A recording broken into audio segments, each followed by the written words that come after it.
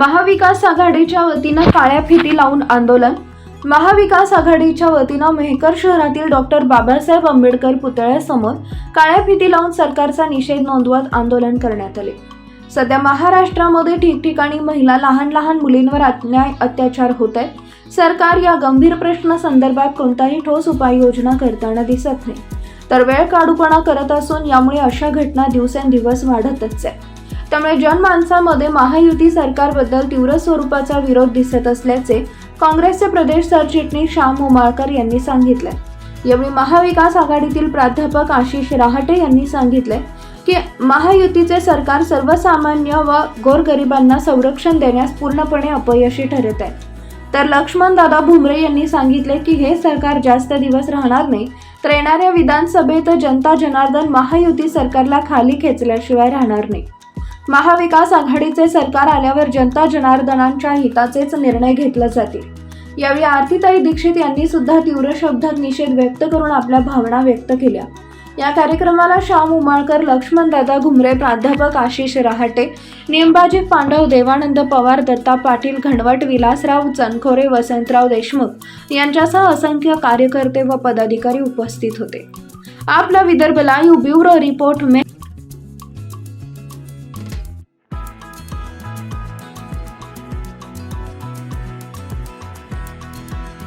महाराष्ट्रामध्ये महिलांवर फार मोठ्या प्रमाणात अत्याचार होतो। आपण पाहिला आता बदनापूर येथे 2 चिमुकल्या मुलीवर 5-6 वर्षाच्या मुलीवर अत्याचार केलेला आहे। कोलकात्यामध्ये तेच होत आहे। महाराष्ट्राच्या राज्यामध्ये सगळे होते आणि देशामध्ये तेच या शासनाच्या काळामध्ये होत आहे। सगळा गृहमंत्री आहे, मुख्यमंत्री आहे आणि सगळं महाराष्ट्र यांनी मोकळा सोडलेला आहे आणि खूप मोठ्या प्रमाणामध्ये असे अपराध होत आहेत। याच्या निश्चितार्थ महाविकास आघाडीने बंदचा कार्यक्रम ठेवलेला होता, परंतु न्यायालयाने आमच्या विरोधात निकाल दिल्यामुळं उच्च न्यायालयाने आम्ही त्याचा मान सन्मान राखून तेव्हा बंदचा कार्यक्रम मागे घेतला।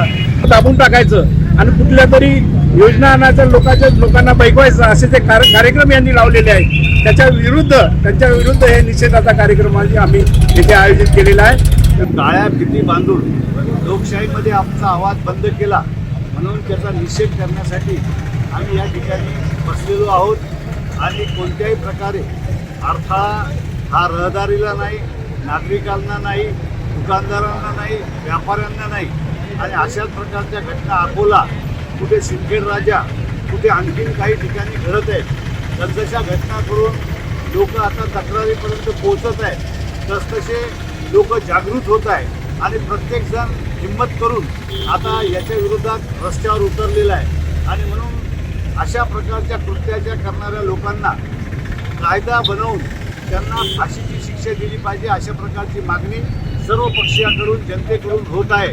आम्ही सुद्धा मेहकरचे सर्व महाविकास आघाडीचे पदाधिकारी या ठिकाणी बसून आम्ही काळ्या फिती लावून आपला निषेध अत्यंत संयमानं आणि आमचा तोंडाला तुम्ही बंद केलं तर काळ्या फिती बांधून त्याचा निषेध करीत आहोत। महाराष्ट्र में जो कोलकाता, सोलापूर और लातूर अनेक ठिकाणी जे बलात्कार झालेले आहेत, आमची पूर्ण महाविकास आघाडीतर्फे महिला देवानंदतर्फे महिला म्हणून निषेध करतो। असं व्हायला नाही पाहिजे, सरकारने हाताने जायला पाहिजे। छोटी मुली, महिला यांच्यावरती अत्याचार होत आहेत, ते व्हायला नाही पाहिजे। त्याच्या पूर्णपणे महाविकास आघाडीतर्फे महिला सेवा निषेध करतो।